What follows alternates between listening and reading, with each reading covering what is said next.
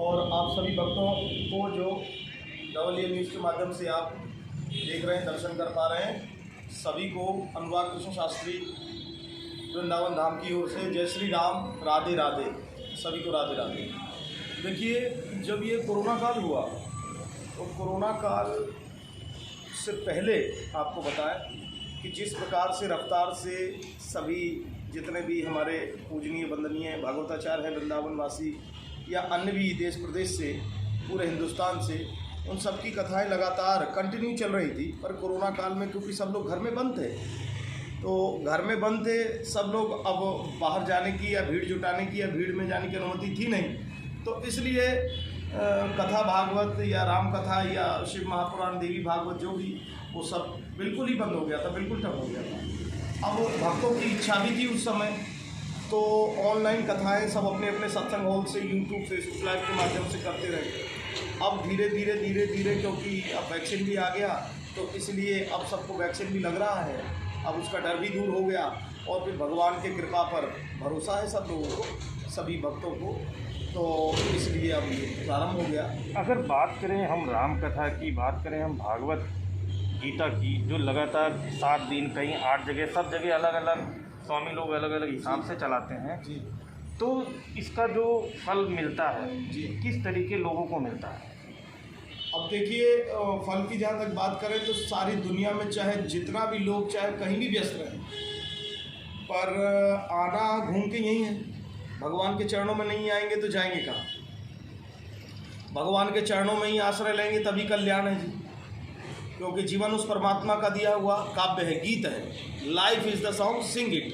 गीत है प्रभु का दिया हुआ ये जीवन, और गीत से के साथ संगीत भी चाहिए, और संगीत के स्वर जीवन में तो तब पैदा होंगे जब सत्संग का आश्रय लेंगे आप।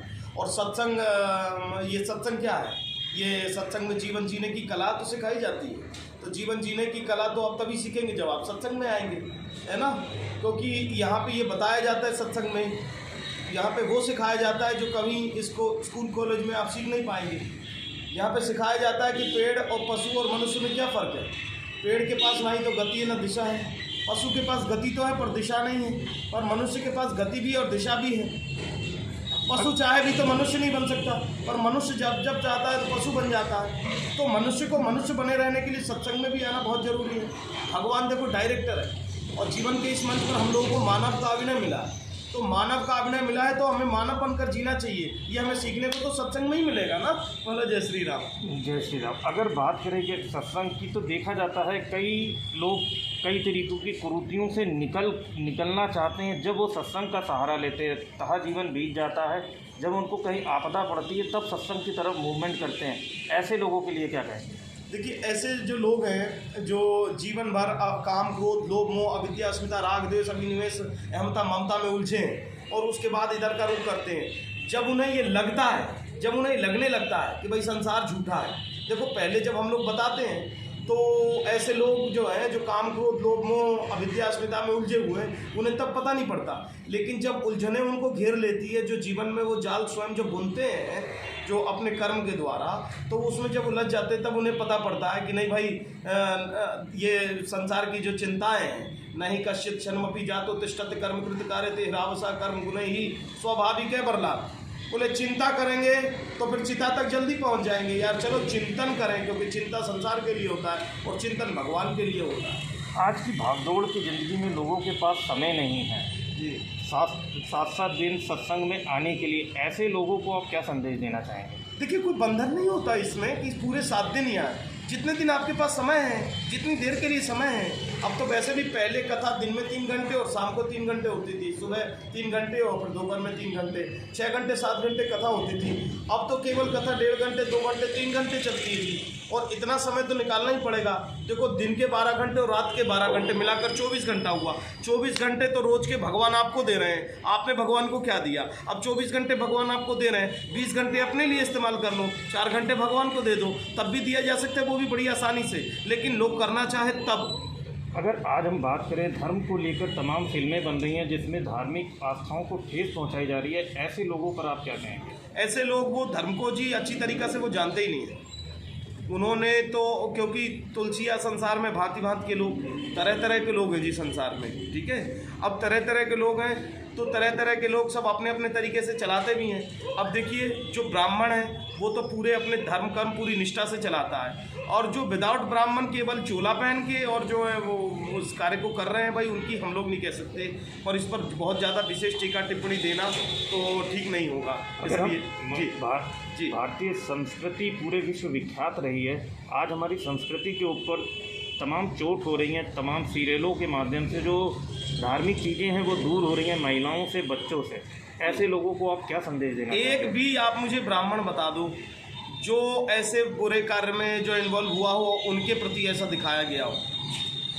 जो गैर ब्राह्मण थे उन्होंने चोला पहना या वो जो भी उन्होंने कर्म किए, उनकी वजह से ये सनातन धर्म जो है ये कुछ लोगों ने बदनाम करने का जो प्रयास किया या सीरियल में दिखाया गया, उसके लिए मैं क्या कहूँ।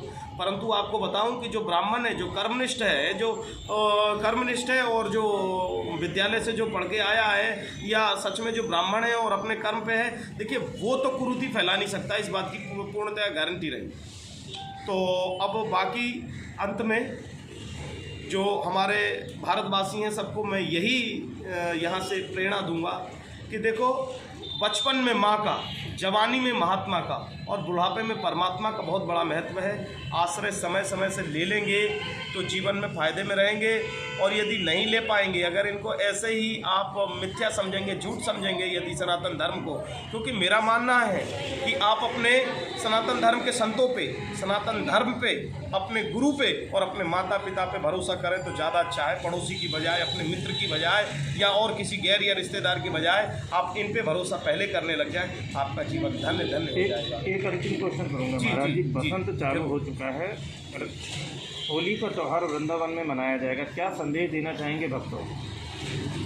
हम तो ये कहेंगे कि आप जहाँ जहाँ से जितने अधिक से अधिक संख्या में हो सके आप लोग वृंदावन धाम पहुँचे, क्योंकि वहाँ जो होली होती है वो विश्वविख्यात है, कुछ कहने की आवश्यकता नहीं है, और बहुत ही आनंद की वर्षा बसंत पंचमी से ही देखो बांके बिहारी जी में, देखो राधारमण जी में, निधिवन जी में, राधा वल्लभ जी में इतने भव्य तरीके से देखो होली का कार्यक्रम प्रारंभ हो चुका है, अबीर गुलाल उड़ाए जा रहे हैं और कुंभ का मेला लगा है। तो अंत में आप सभी भक्तों को मैं बारंबार निमंत्रण दूंगा, जो इस न्यूज़ चैनल के माध्यम से आप जो है सुन रहे हैं, आप सब जरूर पधारें और कुंभ के साथ साथ आप होली का भी विशेष आनंद लें। और AA न्यूज़ को अब मैं अपनी वाणी से बहुत बहुत धन्यवाद दूंगा, जिन्होंने कथा में भी आकर इतना समय दिया है। बहुत बहुत साधुवाद दूंगा और बहुत बहुत आशीर्वाद। जय श्री राम, राधे राधे।